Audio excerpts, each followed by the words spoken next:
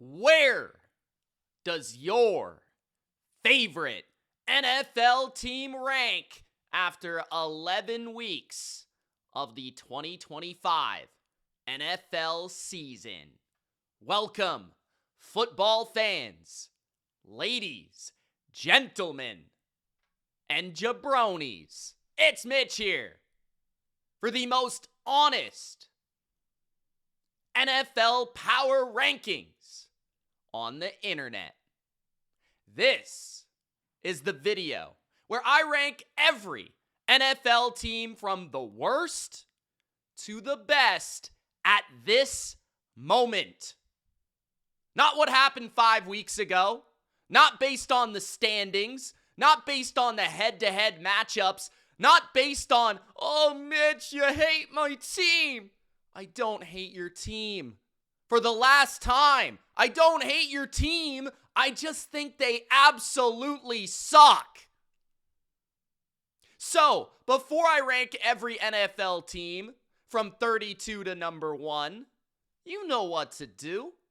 Gronk, spike the like button, and don't be a jabroni. Subscribe to the channel for weekly NFL power rankings, the most honest and correct power rankings on the internet.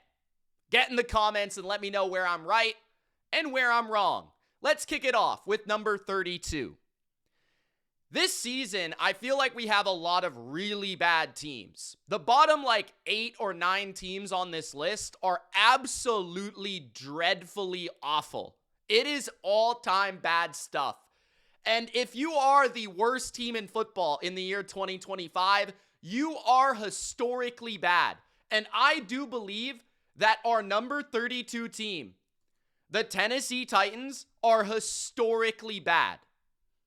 Is there one thing that the Tennessee Titans do at an average level? Never mind above average. Never mind good. Never mind great.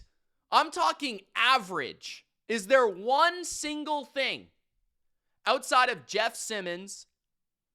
I don't think this team has anything going for it at all. They have Mike McCoy in the year 2025 as their head coach. Their rookie quarterback has struggled and looked worse than Will Levis. The offensive line is bad. The run game, because of it, is bad, despite a couple talented running backs. The receiving core, Calvin Ridley in and out of the lineup, is bad.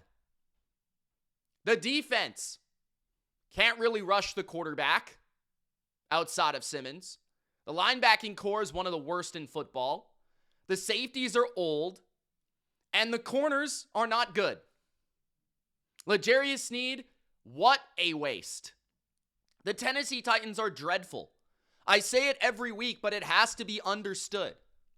The Tennessee Titans put their all-in effort together to beat the Texans, and they still lost to their backup quarterback.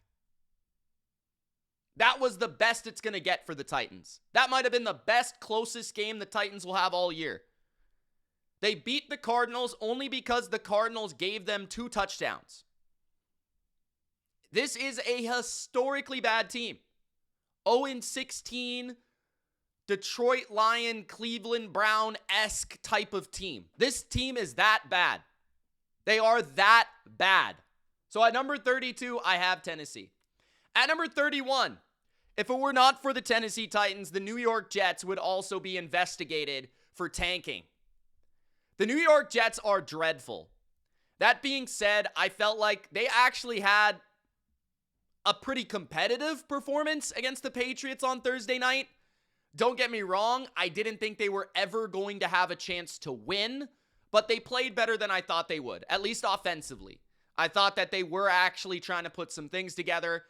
Their first drive was nice. They did some things with Justin Fields running the football. I'm continuing my impression of Breece Hall. Trying to fix my English mid-sentence isn't working out for me, but I'm continually impressed by Breece Hall and just his ability to move and cut and his ability to be explosive. And I hope he finds a better football team soon. But it does appear he'll be a Jet long term. Maybe that is a piece that they can build on. And I do think their offensive line is formidable.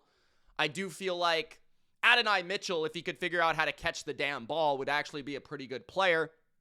But they have next to little to zero receiver talent outside of Garrett Wilson, who's currently injured. I still think Aaron Glenn is one of the biggest jabronis walking earth. Lions fans are already admitting to me, Mitch, you might have been right. This new defensive coordinator, who I didn't really even know who this guy was, is already better than Aaron Glenn. So that just goes to tell you and goes to show you. You know, this Aaron Glenn situation, he's not a head coach. He's not a good coach. And we knew this as soon as we saw Aaron Rodgers have to fly from the west to the east, sit down for a 5-minute conversation, basically telling Aaron Rodgers he's not going to play for the Jets. You can't tell one of the greatest players in NFL history, just tell the guy on the phone that you don't want him to be your quarterback. You have to make him fly across the country. I mean, come on, bro. Come on, bro. Really? We talking about this right now? Defensively, Quinnen Williams is gone, and the defensive line kind of is lifeless at this point. Sauce Gardner isn't a huge loss. I think that they did the right thing by recalibrating and bringing, draft picks into this building so that they can recalibrate and rebuild this roster. But my thing is, it's going to be difficult to find a quarterback. The Jets haven't found one in years, and it's going to be difficult to accomplish this rebuild with this current coaching staff that I don't think is very good at all. So the Jets, I don't know if they're going to win another game this year. I don't really know how competitive they'll be. This is all about the rebuild moving forward, but I really don't think the Jets are going to be able to pull this off. I don't. That's just me. I have them at number 31. At number 30, the third worst team in football, the Las Vegas Raiders, who just embarrassed themselves on Monday Night Football in prime time. And I never thought I would be saying this. I thought that before the year, the Raiders would be a competitive team. There's no way that this team could be worse than they were under Antonio Pierce and led by Gardner Minshew and Aiden O'Connell at quarterback, that had a run game led by essentially off the street Sincere McCormicks and Zamir Whites. This is what we were talking about from the Raiders last season. And the team that the Raiders had on the field last year was more competitive to me than the team that is playing this year, with Pete Carroll, a Super Bowl winning coach, with Geno Smith, I would say like a top 16, top half quarterback over the last 3-4 years, with Brock Bowers, with a high drafted running back, Ashton Genty, with Max Crosby still in the fold, and yet they are embarrassing. This team is bad. Is there anything they do well? I feel like defensively, their front seven is competitive, and they play the run fairly well, and I feel like they can at times get a pass rush, but that's about it. That's really about it. Geno can make some plays and some throws. He's not as bad as Justin Fields, but he really has very little help. This is probably the worst pass-blocking offensive line in a drop-back setting in football. They can barely open up a lane to run the ball. And their receivers are just not good outside of Brock Bowers. Michael Mayer, they're trying to make this guy work. He's not athletic at all. Trey Tucker is fast, but he's small, right? Tyler Lockett is washed. Thornton is too dumb. What do they have on the outside? And you combine, very little receiver ability with terrible offensive line. It just doesn't work offensively. And Chip Kelly's system is pathetic. I mean, Chip Kelly has probably been the worst offensive coordinator in football when you're looking at expectations, when you're looking at what you're given to work with. He's probably been the worst in the league. That is pretty crazy to me. So I think they should look at firing this staff, look at firing and starting anew from the coaching perspective. I think they need to completely tear this down and rebuild. I really do. I think that this is, again, another Raider rebuild. I do, because this was supposed to be a win now staff, or this was supposed to be a staff that could maybe push this team towards the playoffs. There were people that were picking the Raiders to make the playoffs. Not me, but there were people. I had them with 6 wins, and that feels generous. Generous. Definitely generous on my part. And man, Like, it's bad. I like when the Raiders are good. I like when the Raiders are competitive. And Nick Gill is right. Ever since Derek Carr has left this team, they've only gotten worse. It's actually kind of crazy to say, but this team is not good in any way, shape, or form. And please, Max Crosby, realize this so you can go to a competitive team before it's too late. Please? Like, we can't be wasting Max Crosby on this football team. It hurts my soul. At number 29, speaking about wasting a football player on a bad team, Myles Garrett is having one of the best seasons by a defensive player in my lifetime, and he is wasting it away on the Cleveland Browns. I don't remember the last time I felt that a defensive player was far and away the best player on that side of the ball. Like, Aaron Donald was definitely in that kind of categorization, but I felt like there were more players where it was like, at least kind of somewhat close. You know, there was other guys like TJ Watt and like Myles Garrett and like a Fred Warner or Bobby Wagner at their peak, or like a Stephon Gilmore at his peak, but it just feels like Myles Garrett is like head and shoulders and beyond every other player this year in the NFL on the defensive side of the ball. Every corner, every linebacker, every safety, every defensive lineman, like, it's not even close. Like, Myles Garrett is sacking the quarterback 4 to 5 times a week against Lamar and Drake May. You know how he's playing against two of the best offenses in the league? He has 9 sacks in those games, and they're still losing those games. I mean, it's pretty crazy, and he's just dominant in the run game, dominant in the pass game. Everyone double teams him. He still gets home. Cleveland's defense is awesome, and especially at home, they keep themselves in games. And that's why I put them at 29, because Cleveland's defense is elite. Like, they're on the short list of defenses in my mind, especially when they play at home. They might be the best defense in football. It's pretty crazy. Schlesinger continues to impress me at linebacker. And I just think if they could find a quarterback, I don't think it would take very long for Cleveland to turn this thing around. Like, I think Cleveland's in a pretty good spot because they have Judkins and Fannin, some 2 useful younger players. Jerry Jeudy is a useful receiver, but you need to have a quarterback to get him the ball. The offensive line is kind of old and does need kind of some tear down and some rebuild. But otherwise, you've got a defense that for the next couple years, especially with Jim Schwartz there, who's not leaving anytime soon, is going to be able to give you a top 10 unit on that side of the ball. And we know how good they are at home. If they could just find a quarterback, and it's not Shedeur Sanders, he's going to embarrass himself. Like, I'll give you one gambling tip moving forward. Just bet against Shedeur Sanders. He is not good. It's going to be bad, guys. And the Cleveland offense is completely inept. They need to find themselves a quarterback. They kind of need to rebuild their offensive line. But as in right now, as bad as Cleveland is and as predictable as they are to lose, at least they stay in games because they are so good on defense. So, and I have to say, Kevin Stefanski needs to be on the hot seat.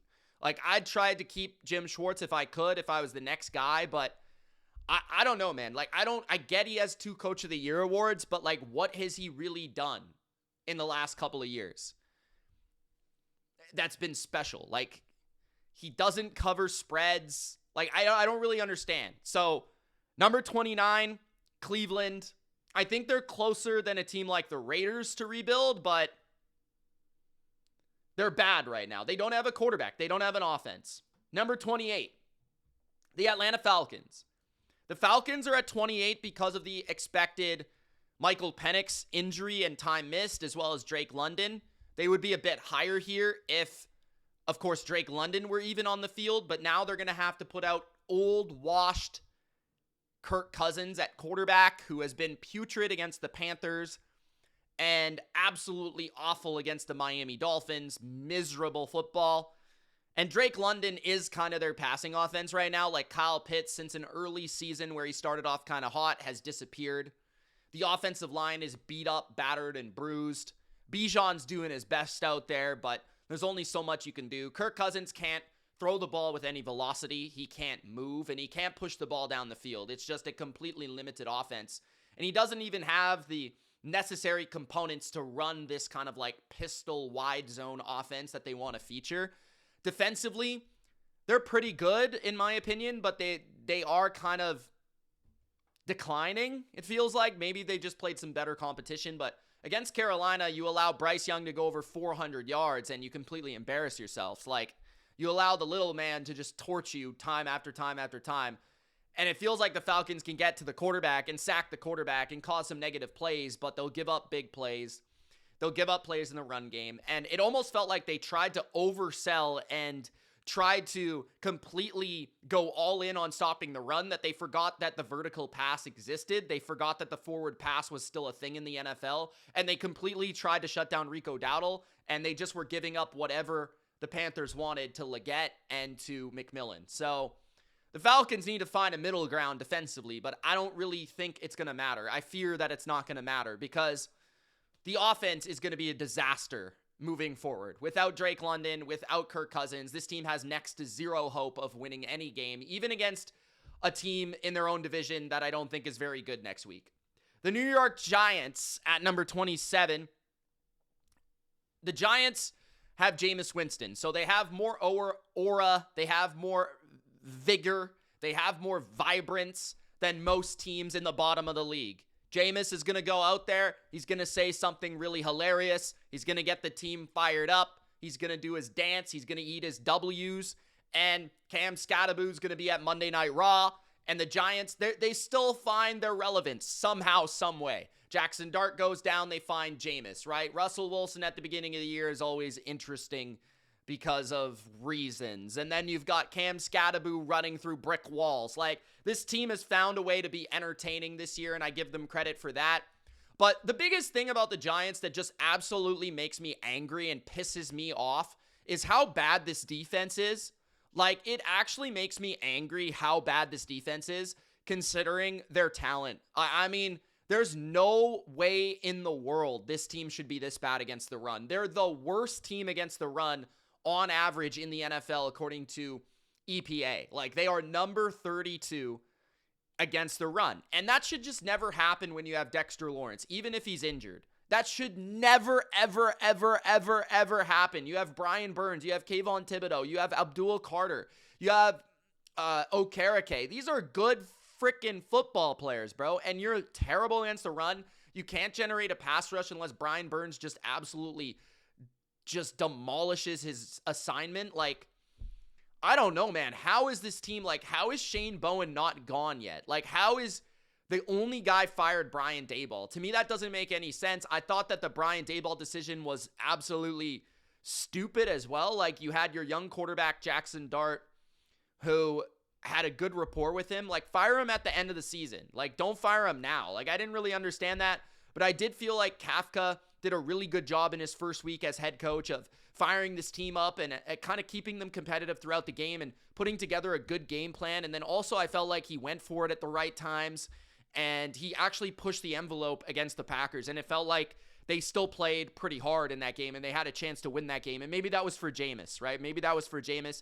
Jameis played pretty well. I felt like he could have thrown multiple interceptions, but he still made a number of throws and some scrambles and some plays, and the team will play for him. But the defense just pisses me off, man. They're a downright disaster. I don't understand how this guy still has a job, Mr. Bowen, at number 27.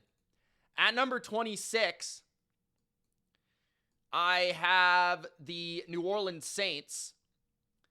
The Saints have moved up on my list because when I really think about them, I feel like their defense is not good necessarily, but I don't feel like they're a disaster. There's a lot of defenses in this league that are really bad against the run or really bad against the pass. Like, I feel like they're a formidable unit. Like, they're going to give up the plays and they're going to make you kind of dink and dunk your way down the field. Like, it feels like the Saints actually make you earn it on offense. Like, a lot of other defenses, there's blown coverages. They can't stop the run. They can't set the edge.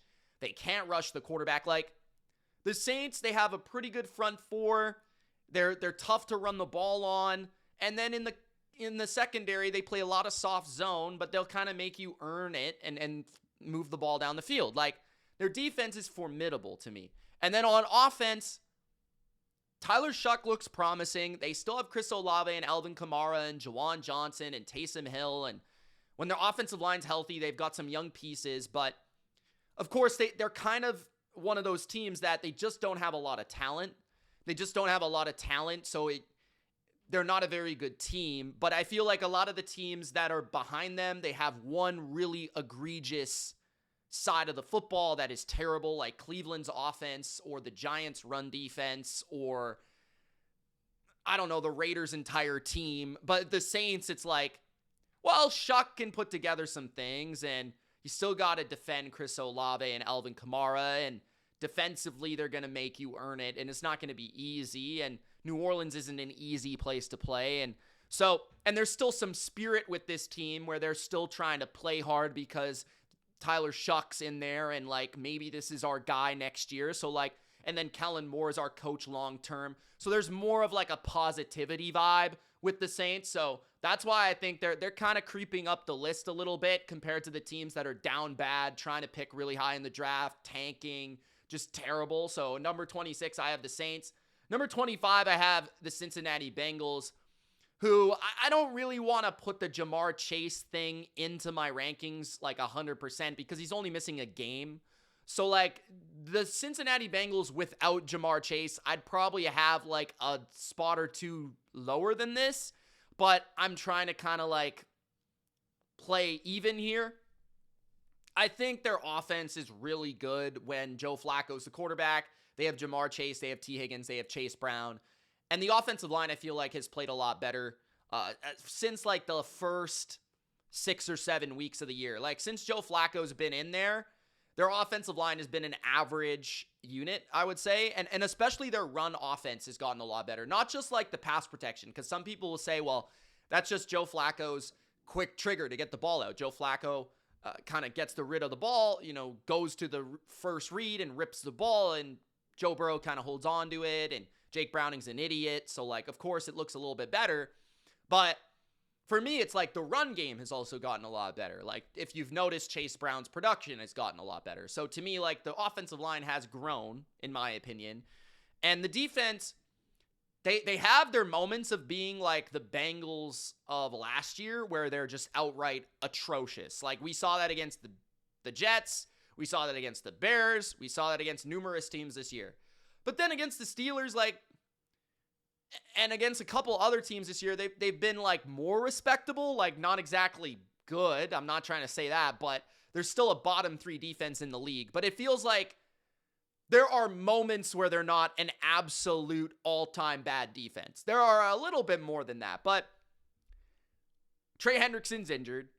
Jamar Chase is suspended.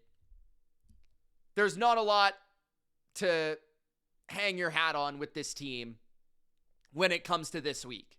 They're playing the Patriots. They're 8.5, 9-point underdogs at home. Joe Flacco's kind of battered and bruised and beat up. He's old. He's going to get hit, and he's going to make mistakes. And against the Steelers, like, that game was more competitive than the score. There was a fumble for a touchdown. There was an interception for a touchdown. The game was closer than really the score indicated. And I think that had a lot to do with the defense in that game, actually. I thought they played decent. But when this team is healthier, when this team is not suspended, they do have a top half offense. And that is a lot better than a lot of the worst teams in the league. Like, all the teams I've kind of talked about, Kirk Cousins, Falcons, right? The Browns, the Raiders, the Jets, Tennessee. We can talk about problems with coaching. We can talk about problems with defense. But ultimately, it all rides on quarterback play and it rides on offensive production in this league. And to me, like, the Bengals are not in the bottom 5 because they have a respectable offense that teams fear when they have their weaponry intact. That's what keeps them from, like, that bottom of the draft kind of barrel. So at number 25, I have Cincinnati.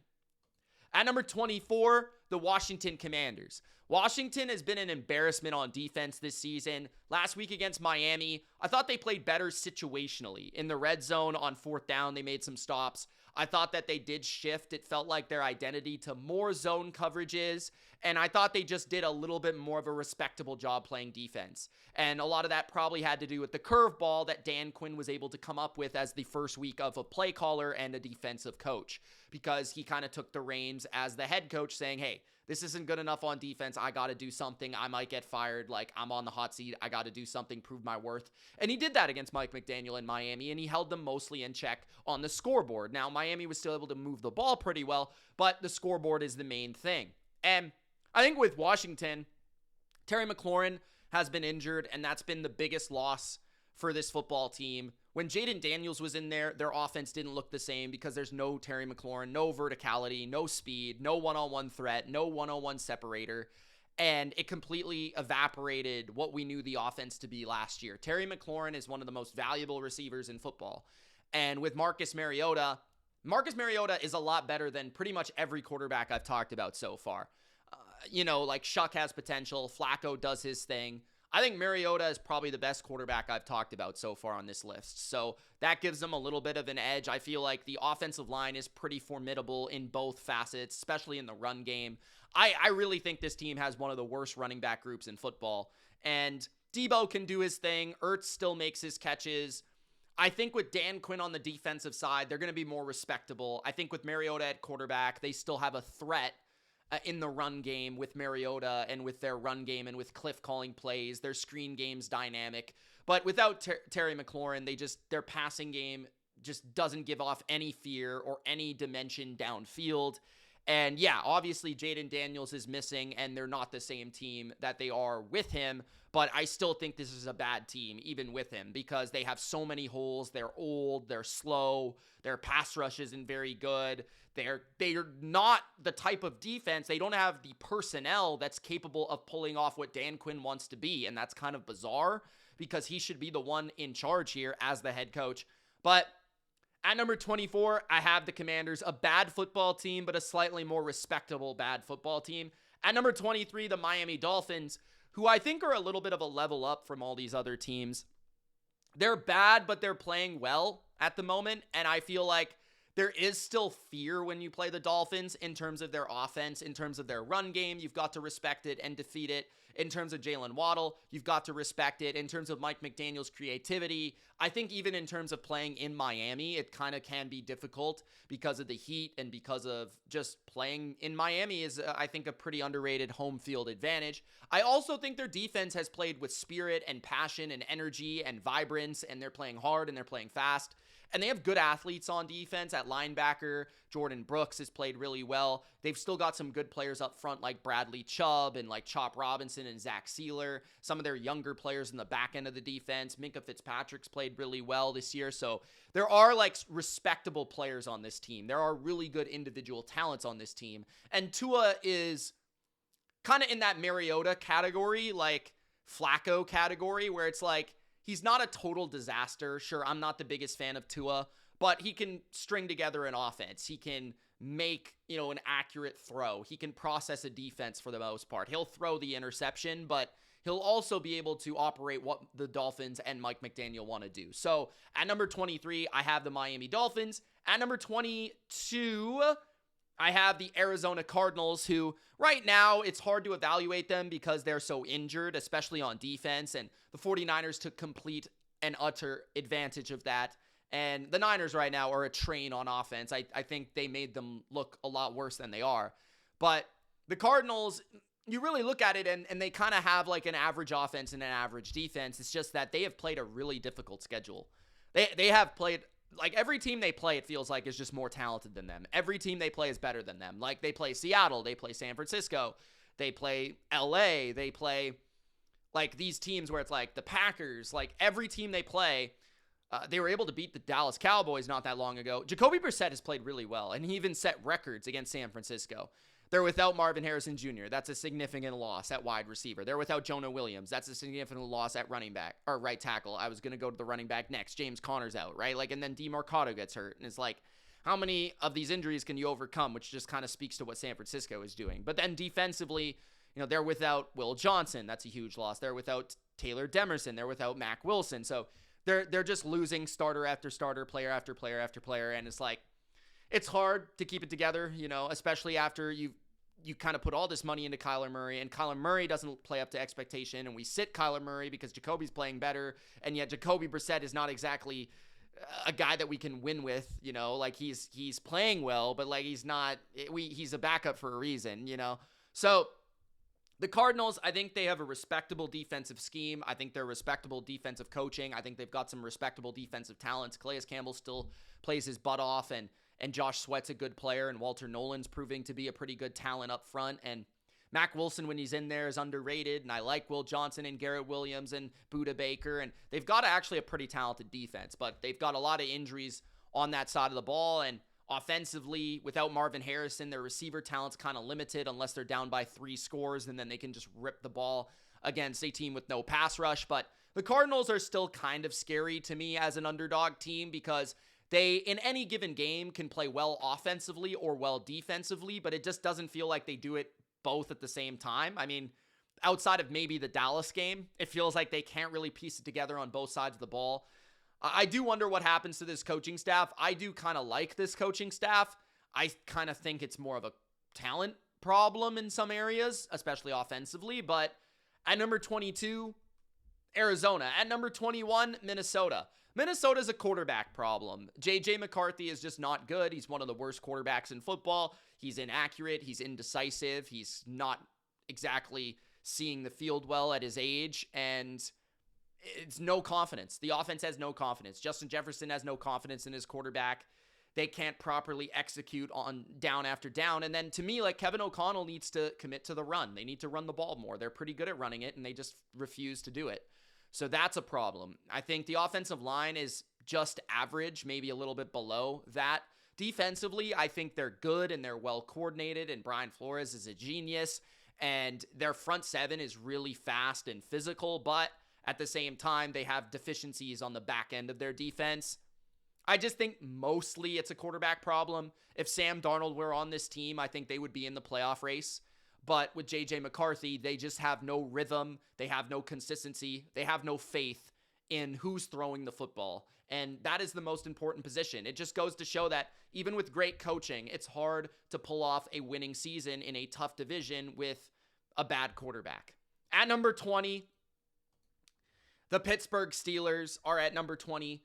The Steelers, I think they are a team with a pretty good record that's not very good. I don't necessarily know where I really can say the Steelers are great. Like, where are the Steelers stellar at all? Like, the defensive front has a couple games in the last month where it's like, wow, that was really impressive. They played really well, especially that Colts game. But for most of the year, they haven't played like the expectation of that unit, which is dominant week in, week out, against the run, against the pass. We dominate. We sack the quarterback. We get strip sacks. We tip the ball at the line of scrimmage. We dominate our matchup. We stop the run. We set the edge. They don't do any of that. Like, the Steelers are very inconsistent in terms of their defensive line. Now, I do feel like they have been better. I think the Bengals game, the Colts game, even the Chargers game, to a certain degree, they were better in all those games. They've been better on defense, but I don't think it's stellar by any means. I don't think it's Steeler quality defense. I think they also have kind of a speed and age problem in the secondary. They're very slow at corner and they're very slow at safety, and it's a deficiency of theirs. They want to be a man coverage team, but they can't really be that, so they're a zone coverage team, and there's like soft spots to hit. And the offense is like, we don't really have a lot of weapons. We're like treating Darnell Washington as Gronk. Like, it's like kind of weird. The offensive line is kind of mid at best. The run game is mid at best. The quarterback play is probably below average, no matter if it's Rodgers or Mason Rudolph. And Rodgers has kind of been sometimes pretty good, but it's not like he can be at his best because he doesn't have a lot of weapons. DK Metcalf has been a bit invisible as of late because teams kind of realize he's the only guy they got.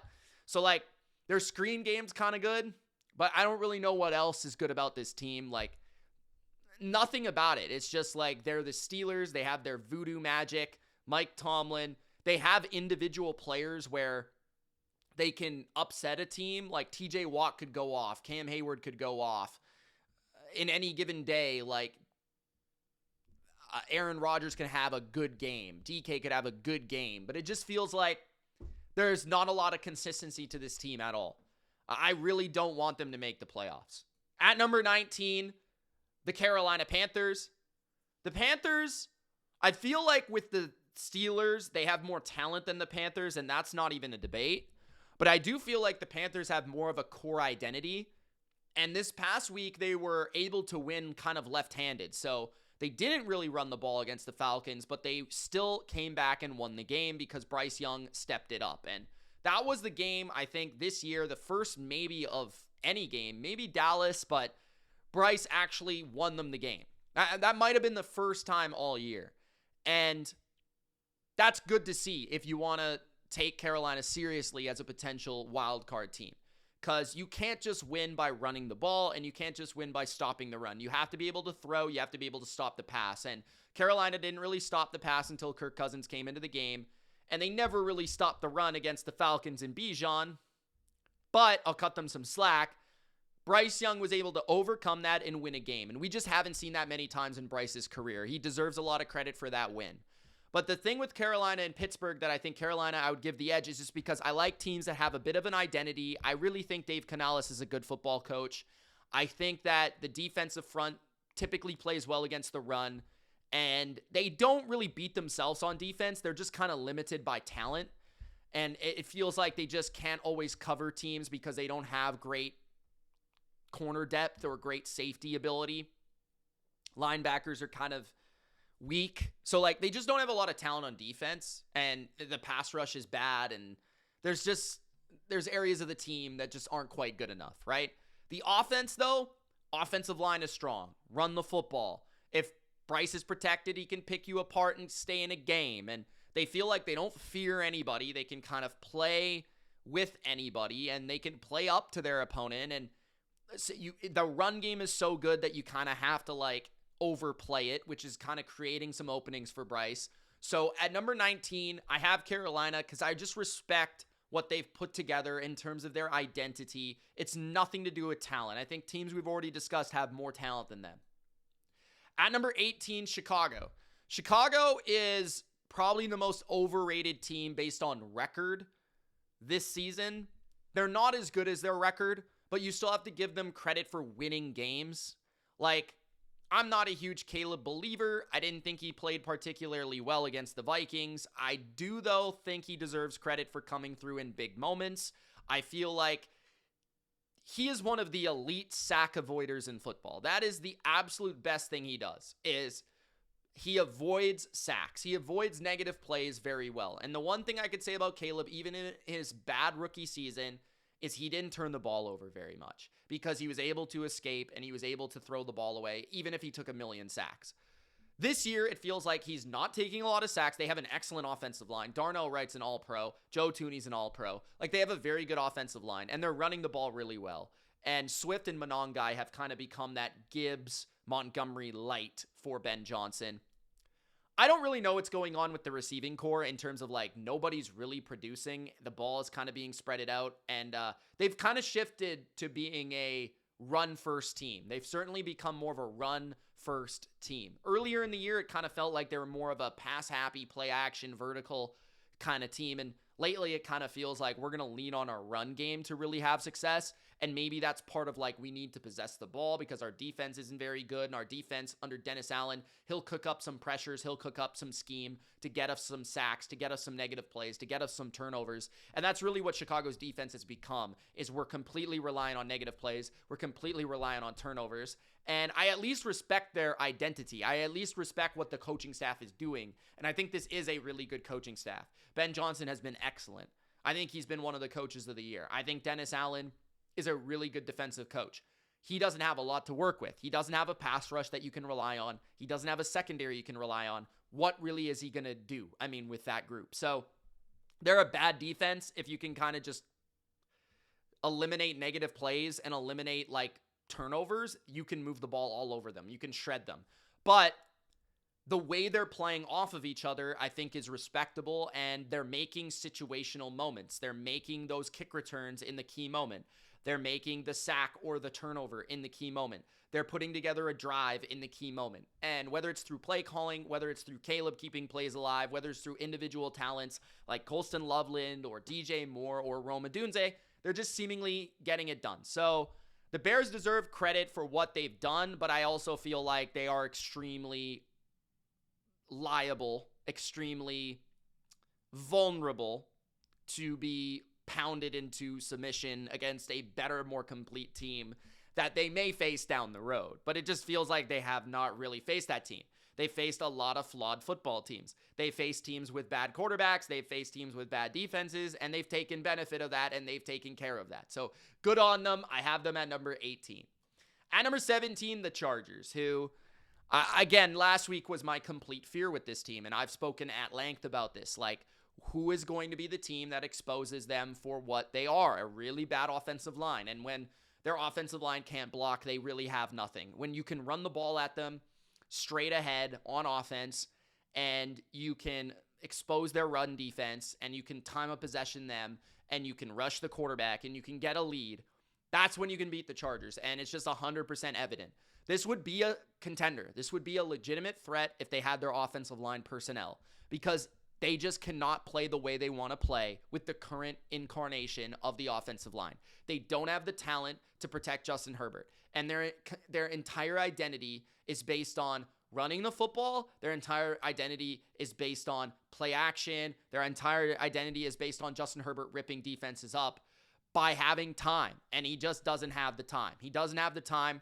I thought Herbert was really bad against Jacksonville. Thought the offensive line was even worse. And they do have a lot of weapons. They have a ton of weapons. Ladd McConkey, Keenan still himself.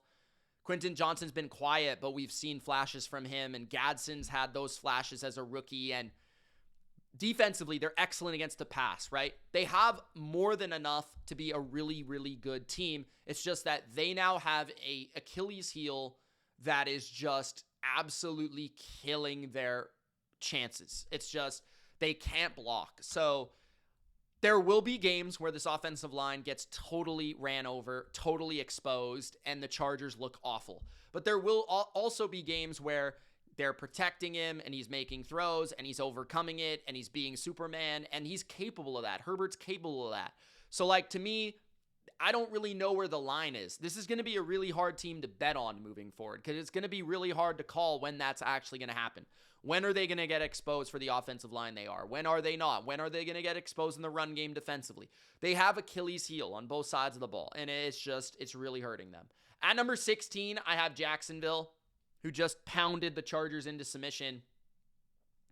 Jacksonville, that was a good matchup for them against the Chargers. I didn't really expect their pass rush to quite be able to manhandle the Chargers the way they did. Home field certainly helps, but Trayvon Walker, Josh Hines-Allen, or Eric Armstead, they completely evaporated the protection of Justin Herbert, and I have to give Liam Cohen a ton of credit for the run scheme he put together against the Chargers. Jacksonville is in a really good position to make the playoffs. They do have to play the Colts twice, and they have some challenging games down this stretch here. I do believe they play Denver as well, but they beat the Chiefs and they beat the Chargers, and those are two massive games for getting a wild card spot. It's very possible, and I feel like their run game is good enough to where teams have to game plan for it. I feel like because of that, if they get Brian Thomas back and they get Brenton Strange back, they have the weapons in the pass game where even a dumb Trevor Lawrence should be able to take advantage of loaded boxes to where they can hit you with play action and they can win one-on-one matchups, and it's going to become a tough offense to defend. On defense, I really am not a huge fan of their secondary. I do like their linebackers, and I do think that their defensive front is very formidable against the run, and at times they're a good pass rush, but it's kind of inconsistent. Their defense has really struggled the last few weeks outside of the Chargers game. So I need to see more consistency from Jacksonville. They feel like that mid team that is capable of competing with anyone at their best, but they also make a lot of mistakes. They turn the football over, they take penalties, and they can be blown out by anyone as well. So they just don't have that kind of consistency that is reliable, and that's why I have them at number 16. At number 15, I have the Dallas Cowboys. The Cowboys look like a real juggernaut on Monday night. The Raiders are a bad team, but the Cowboys' offense at their best is one of the best in the NFL, like 3 to 5 best offenses in football. CeeDee Lamb and George Pickens right now, I don't think there's a receiving duo that is better than them. Pickens looks like a complete animal, and I again question why the Steelers moved off of him. He is awesome, and he's so unique in his power and his quickness and his speed and his just relentlessness.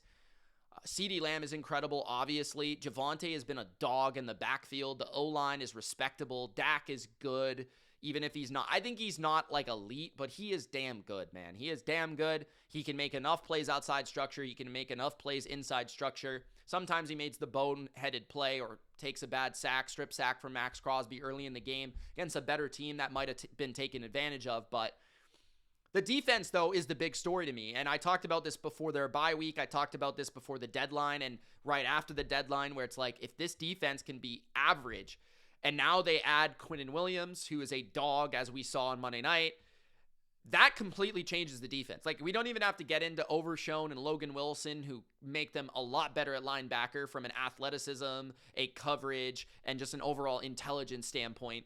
But then the defensive front, with Quinnen Williams in there, with Kenny Clark and Adigizua and Dante Fowler and Ezeraku and Jadeveon Clowney, that is a good defensive line. Like, that's top 10 in the NFL at the very least. It's going to be difficult to run on them. The Raiders didn't even dare do it. And then rushing the quarterback, they got consistent pressure against Geno Smith.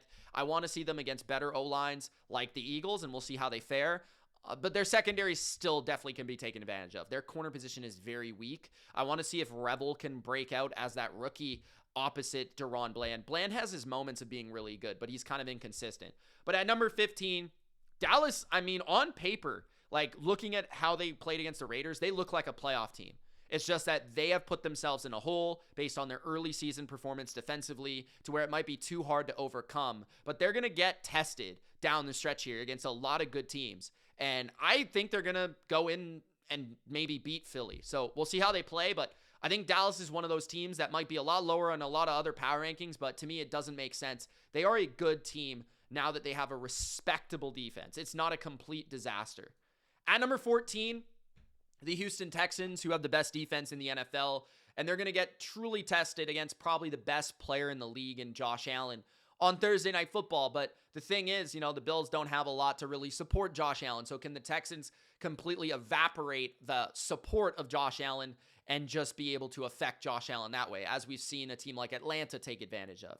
The Texans are at home. Davis Mills is in once again. And as I continue to say, I think Davis Mills has been solid. I don't think he's been great. I don't think he's Stroud, but I think he's solid.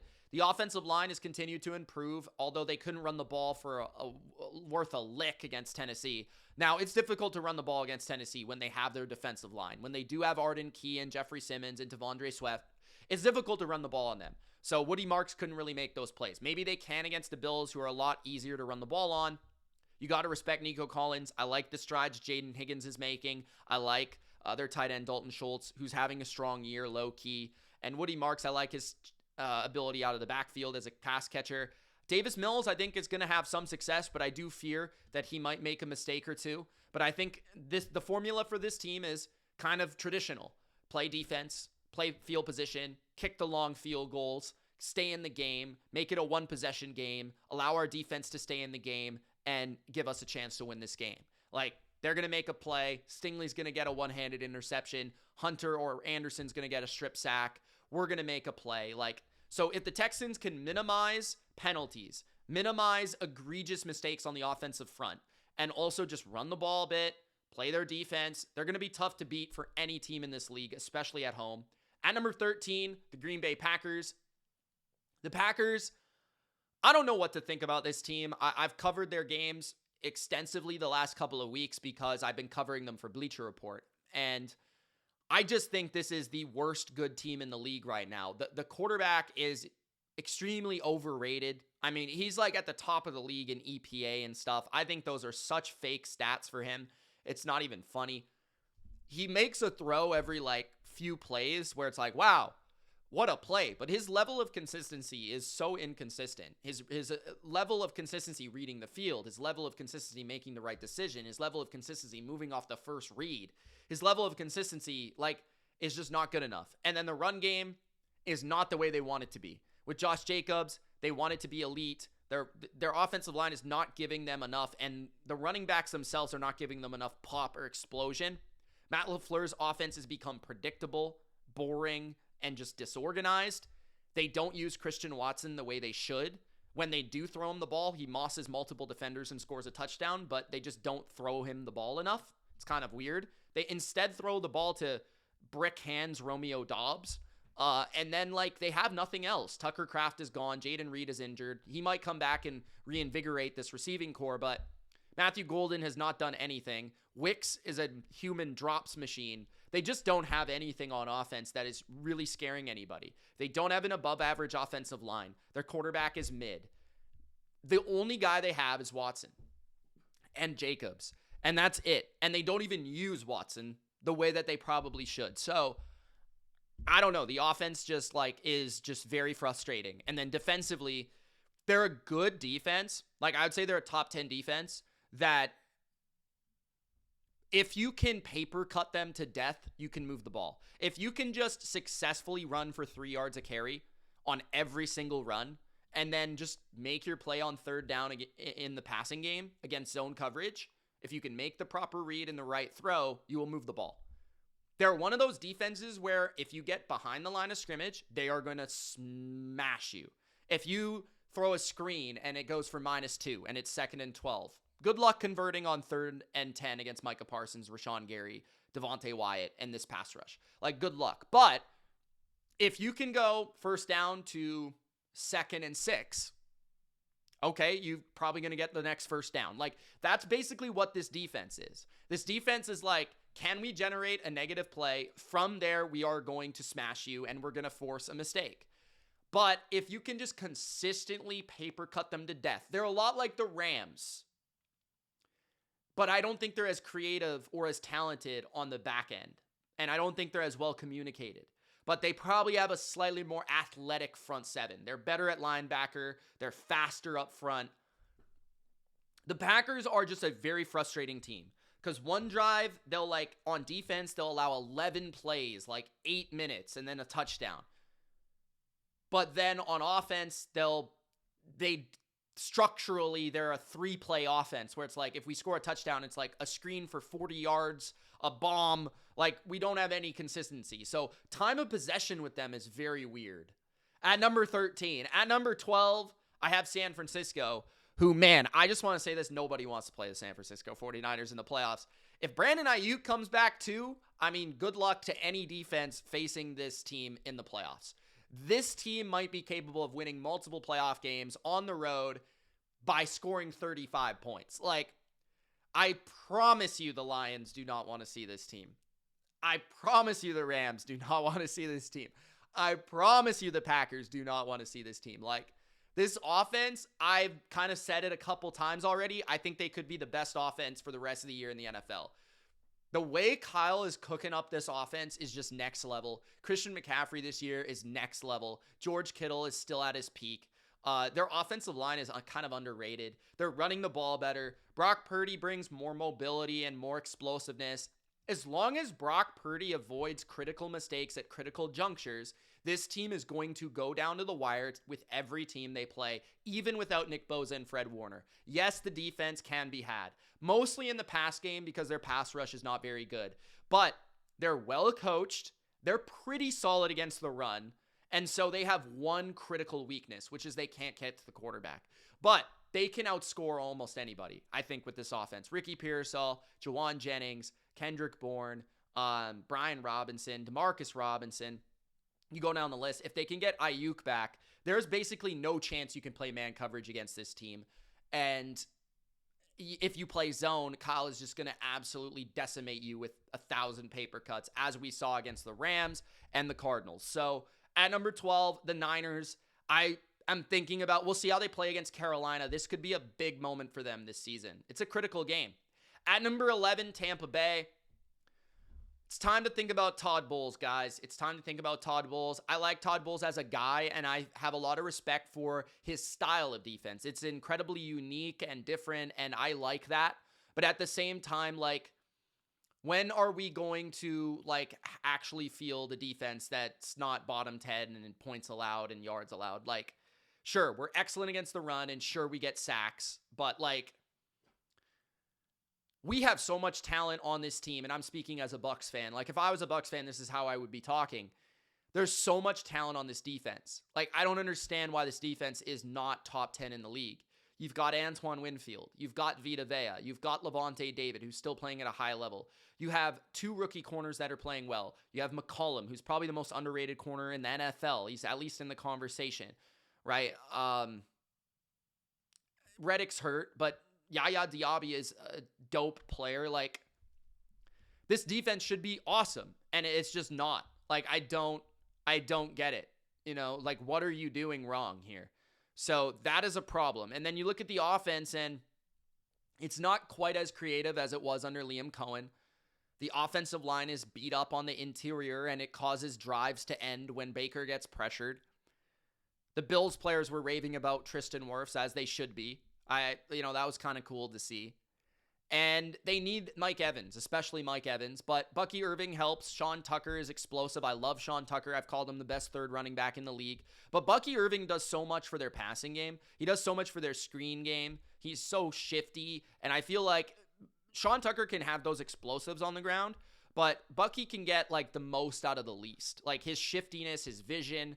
He's one of the best in terms of those things. And then I still think they're a threat, but it just feels like there's very little consistency to critical areas of this team. The offensive line, one of them, and then the defense, the other, especially the pass defense. The pass defense, most importantly. The run defense is good. But, like, it's just the way that Todd Bowles is playing pass defense. It's just bad. So I think that they're capable of winning a playoff game still, but I don't know if I could see them stringing together 2 or 3. I don't see it. Top 10, the Baltimore Ravens, who survived Cleveland, which that's always a test. That's an awesome, dominant defense, and Myles Garrett had 4 sacks. But Lamar still doesn't look like Lamar, and Lamar has not played great the last couple of weeks, although he did play Brian Flores and Myles Garrett, so I'll give him that. But Derrick Henry looks a lot better the last couple of games. That is big. I'll also say that the offense, we'll see how they play against more average defenses. I think they're going to dominate. But defensively, again, like their pass defense is really, really good. And their defense came through in the clutch last week. Their run defense has been a bit better the last couple of games. And it never made sense to me that they struggled against the run, even without Matabike, because they have so many large individuals on their interior defensive line. It should not be that hard to stop the run. Marlon Humphrey went down. He should be back at some point, but Wiggins is really good. Kyle Hamilton's really good. Roquan's playing a lot better lately. This is a threat. This is the definition of a dark horse. They can play on the road, I believe, because I think that they're incredibly talented in the secondary. They're very, very big up front. They have a really good run game that you have to respect, which travels well. They have a very talented quarterback. They're the definition of a dark horse. Just don't get them angry. Don't get them cooking here. Don't let them get on a roll. That is the type of team that I would fear in the playoffs, right? So at number 10, the Baltimore Ravens. They're more flawed than last year and maybe the previous year, but it feels like they're maybe more dangerous because of the spot they're coming from and the way they have to play for the rest of the year, where they kind of have to win every game. Like they put themselves in position to where this is a playoff atmosphere for them on a weekly basis. At number 9, the Kansas City Chiefs, who are 5-5. I understand that. The Chiefs, though, they've lost to a lot of good teams. And yes, they've lost to a lot of good teams. They've also beaten 2 teams in my top 10. I think at least 2, Detroit and Baltimore. So that matters for something. But this team analytically, statistically, they're an elite team in this league. It doesn't really make a lot of sense because in many ways, they're actually statistically a better team than the team that went to the Super Bowl last year. But at the same time, they're not making the critical plays we're used to seeing them making. Patrick Mahomes is not making those plays, and their defense is not coming through in the fourth quarter. It's still the Chiefs, so they still have this mystique. I do think they're a little bit of a home and road team where they're really good at home and they're really bad on the road. Notice how they beat the Lions and the Ravens at home in convincing fashion, and they've gone on the road and lost to Denver and lost to Buffalo and lost to Jacksonville in primetime. So those are all things where it's like, maybe they're a home team, but that's not going to help them in the playoffs because they're almost certainly a wild card team. So if they have to go to New England, or if they have to go to Denver, or they have to go to Indianapolis, it's more than likely that they lose. I think they're like 1-4 on the road this year. That's not good. including a game they lost in Brazil at a neutral venue. So they've also lost to a lot of AFC playoff teams. The Chargers, as I mentioned, although they're not the same Charger team anymore. Jacksonville, they lost to Denver. They're about to play Indianapolis. So they lost to Buffalo. Like, okay, you better hope we play the Ravens, or you might lose. But like, this is a weird team, man. Like, it's a weird team because I look at the guys behind them, and I feel like maybe you could argue the Ravens over the Chiefs, but again, like, they beat the Ravens. Okay, the Bucs haven't played well in a few weeks. You know what I'm saying? Then you've got the Packers, who are extremely flawed right now. Like, they don't look very good. Number 12, the Niners, who don't really have a good defense. They have a really good offense. Maybe you could argue the Niners over the Chiefs. They didn't really play this year, so we can't really say that. But the Chiefs, it's like, to me, they still have that level of coaching.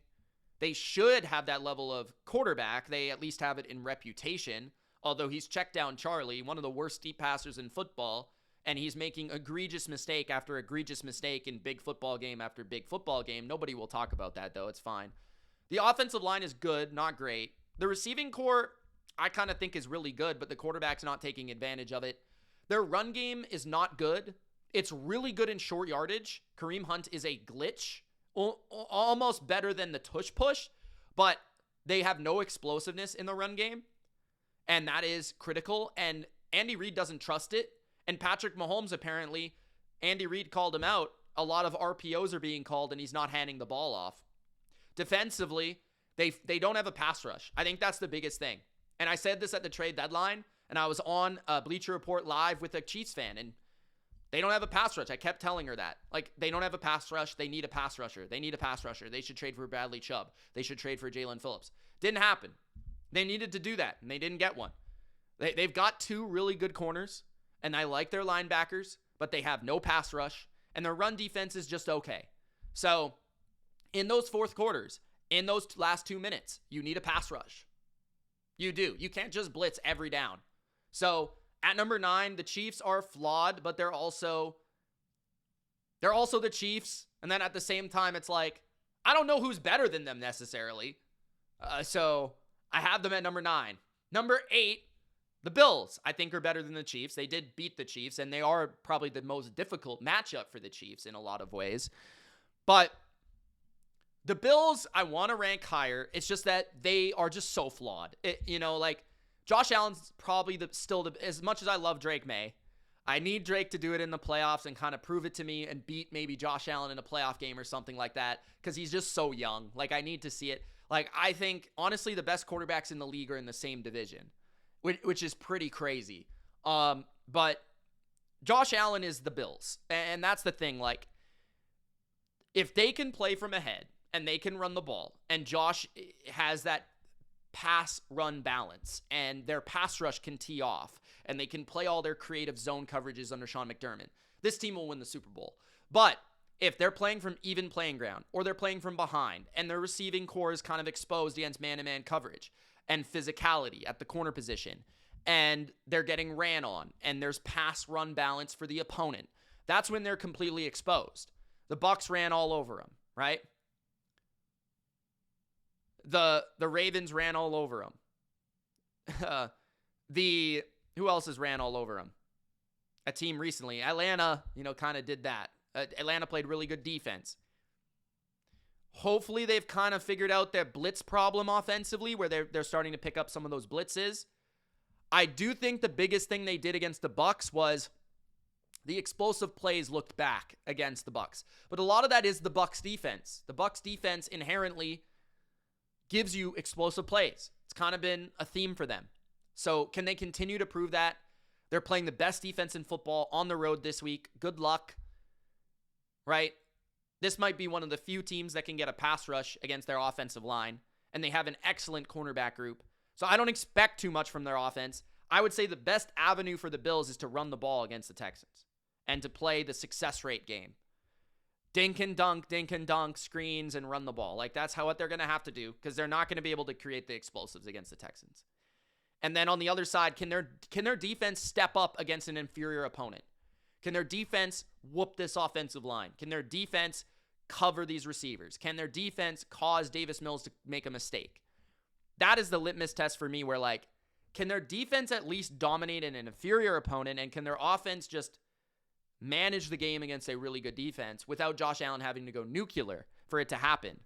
But the Bills feel like the most flawed good team in the NFL, because I think they're capable of beating anybody because of how good Josh Allen is and how explosive they can be in the run game and how the game script pertains and goes. But at the same time, if the game script goes wrong and Allen's off his game, they can lose to a lot of teams too, including the Miami Dolphins. So at number 8, the Bills. Number 7, the Broncos, who are... I am not as high on the Broncos as a lot of people, but I have to admit that what they've done this year has been impressive. Like, their defense is top 3 or 4 in the league. They're in that elite category. At home, they're really good. Even without Pat Surtain, they're still dominant, which is really impressive. And the offense seems to make clutch plays. They kind of do remind you of the Seattle teams in the early Russell Wilson era, where it's like the quarterback, I don't know how good he is, but like, he makes a lot of clutch plays and he's a good athlete. And the defense is just sick, and they play in a lot of close games and they win, and they're well coached. And they kind of win through defense, and they're opportunistic that way. They kind of remind me of that, but not as good of a version of that. I will say, like, I'm not a big Bo Nix guy, but he comes through. And at least when Bo Nix doesn't turn it over or make really stupid decisions, the Broncos are going to compete in every game they play because their defense is really that good. So they're fast, they're physical, they stop the run, they have a front 4 or front 5 that is awesome. They have a team that can play man, a team that's creative, a team that can blitz, that can rush 4. And then offensively, they have a really good O-line that will protect their quarterback. They've got speed at receiver. They've got a big number 1 receiver. And Sean Payton kind of makes a couple good play calls a game that can put them over the top. But I still don't believe in this team to be a Super Bowl caliber team because I don't believe in the offense. I think this is a bottom 10 offense. I think this is a mediocre quarterback. I think this is a mediocre receiving core. I think this is a bad running back group. Like, I do look at this team and I'm like, they're awesome on defense. And maybe that will just completely prove me wrong to where they can go on a run because their defense is that good. But honestly, I don't think you can do that in 2025. You at least need some level of an offense. And the Broncos just have such inconsistency on that side of the ball. So that's why I have them at number 7. This is probably the highest I've had them all year. But you look at what they've done. They beat the Chiefs. They beat the I was going to say the Colts. They lost to the Colts, right?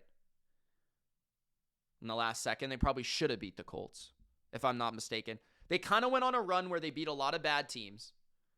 They did lose to the Chargers. Okay, but they beat the Eagles and they beat the Chiefs, which is pretty damn impressive. I'm not going to lie. So at number 7, the Broncos. Number 6, the Lions. The Lions just feel like a team that don't have it this year. They're very talented, but there's something missing with them. I don't know if it's that the interior offensive line, certain matchups, they just get exposed, like against Jalen Carter and the Eagles. I don't know if it's Jared Goff, and he just has a limitation. I don't know if it's missing Ben Johnson. I don't know if it's Dan Campbell's decisions. I don't know if it's that the defense one week looks like a juggernaut and the next they're kind of average. But this team doesn't feel as good as the teams the last 2 years. They're not as good on offense, and they're not as explosive, and they just don't have the same energy. They don't have the same belief. There's a different level to this team that I'm just not seeing come through in the big games. They've lost in every big game they've played, it feels like. Maybe the Bucs game, you could give them that W, but Packers game, spotlight. Micah Parsons' first game on the Packers, loss. Eagles game, Sunday Night Football, Super Bowl champs on the road, loss. Kansas City Chiefs, Sunday Night Football, on the road, loss. Feels like a lot of big games are losing. They even lost to the Vikings. Like, I think they're as talented as anyone. They're just missing something. They can get out coached sometimes. They can get out quarterback sometimes. They can lose the line of scrimmage battle sometimes, which is something you can't say about the last couple of years. They're fast. They've got a lot of good players, but they are just missing something. Something spiritually that they had to me. Like, so that makes them very good, and I feel like still a threat, but ultimately feeling disappointing.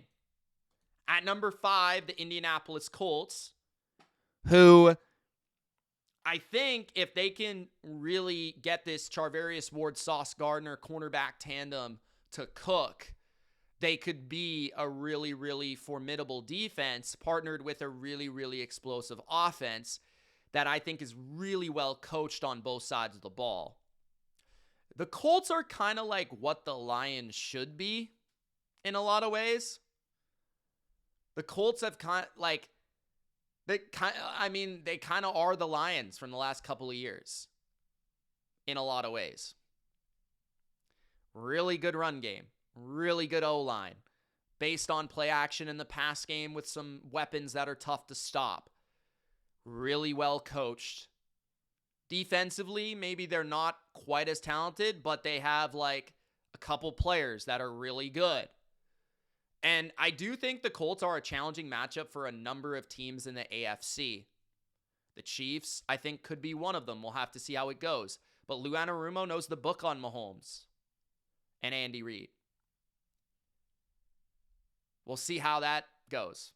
And Shane Steichen, they have a run game and a pass-run balance and an offensive line that you would think should be able to hold up and make some plays. And they have a depth at, receiver that they should be able to pick their matchup and expose it, whether it be Warren or whether it be Downs, because McDuffie can't cover everyone. So, and Jonathan Taylor is such a threat, they could win time of possession. They can go toe-to-toe schematically, but I think they're a really tough matchup for Buffalo. Maybe New England would be a tough matchup for them if New England, because New England's really good against the run. But the Colts should have pass success against New England. That would probably be a really close game. But the Colts feel like a real Super Bowl threat based on their talent. There's looming questions about them, though, with how their defense at times has performed. No DeForest Buckner right now. Pass rush is kind of a little lousy without him. And they've given up points lately. And it feels like Daniel Jones is kind of just like you're waiting. Like he's going to have those games where it's a little bit Sam Darnold-ish.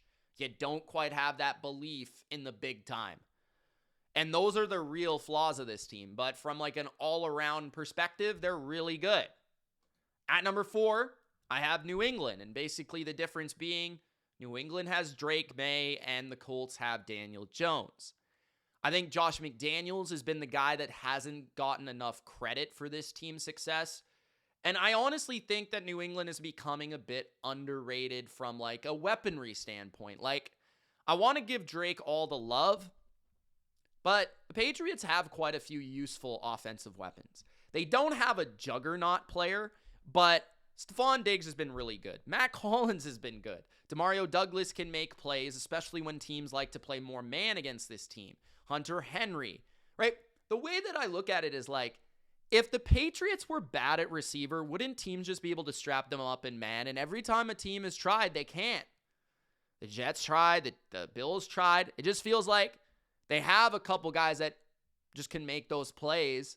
And then the run game has not been great. And it's a little bit of a fear of mine where their run game won't be good enough to give the balance necessary in January football, especially if the weather gets bad. But I do wonder if McDaniels has some tricks up his sleeve because he's always been one of the best run game coordinators. Henderson's starting to come on. Stevenson's getting healthier. What if we pull some Drake May runs in January that people aren't expecting? I think our play action game's great. And just the way we're using our weapons. Kayshon Boutte hasn't been playing, and I really like him. Defensively, though, I don't really know why they give up so many plays in the pass game. I continue to say this. I think they need to play more man coverage. Defensive front-wise, their pass rush at times is good, at other times it's not. The run defense is stellar, and it's elite. But I think they need to figure out ways to just lean into what they're good at in pass defense. So my main concerns with the Patriots are rush offense and pass defense. But to me, like, those are both solvable issues based on who our personnel and our coaching is. These should be things that we're better at, that are kind of seemed as our weaknesses or deemed as our weaknesses. But Drake May is so damn good. Like, I really think he's a top 3 quarterback without debate, that we can pull off any game in any situation in any place. We are not out-talented to a degree where a team is just going to steamroll us in any department. And it's oftentimes going to come down to quarterback play, and we're going to win that battle more often than not. So, like, at number 4, I got my Pats. At number 3, Seattle. Seattle is still at 3 after they lost to the Rams because, honestly, I felt like they outplayed the Rams. I felt like you look at the yards. You look at the first downs. I don't know them off the top of my head, but Seattle had over 400 yards. I think they had over double the first downs. They did really well against Devontae Adams and Matthew Stafford, and outside of one run, Kyron Williams. Their defensive front is awesome. The Seahawks have a top 5 defense. They're in that category with Philly, Houston, Denver. I think Seattle is on that list. Okay. And offensively, I think they're a good offense, but they clearly have deficiencies, as I've been bringing up throughout the weeks. Darnold is definitely a guy that can poop himself and is a little too aggressive for his own good. And then their run game's inconsistent and their pass blocking is inconsistent. When teams can get a lead and teams can put them in pass-first script, they can be exposed. But when they have balance and they have play action, they're really difficult to stop. So Seattle is more of a defensive team. I think that they're capable of winning multiple playoff games, but I don't know if they're willing or capable to get to the Super Bowl because I think at some point they're going to be exposed in pass offense like they were against the Rams. I think they're going to lose a game because of that in the playoffs, but they are really good. If you were to look at them from an all-around, they have an elite defense and they have a very good offense. It's just not like elite. It's a good offense, and that is a lot better than a lot of other teams can say. Like, let's be fair. At number 2, the Philadelphia Eagles, who honestly statistically are not extremely impressive. Defensively, though, I think they're gearing up and becoming the team we saw last year where they pretty much have the same personnel. Like, Ajomo has kind of become Milton Williams, and Phillips has become Josh Sweat. The only real difference is like Adoree Jackson, Darius Slay, where they were maybe a little bit better. But now they have like a Jahad Campbell as a third linebacker on this team. I guess that was sort of Oren Burks last year to some degree. He played really well. But I look at the Eagles and I'm like, this defense is awesome. And Jalen Carter is even at a different level now than he was then. Jordan Davis is playing better now than he was then. Nolan Smith is a dog. Quinyon and Coop are even better than last year. So this defense is ridiculously good. Like, they could win them a Super Bowl again just based on the defense. But they probably are going to run into a team that the defense plays their ass off and they just can't win because the offense doesn't do anything. The offensive coordinator is the Achilles heel.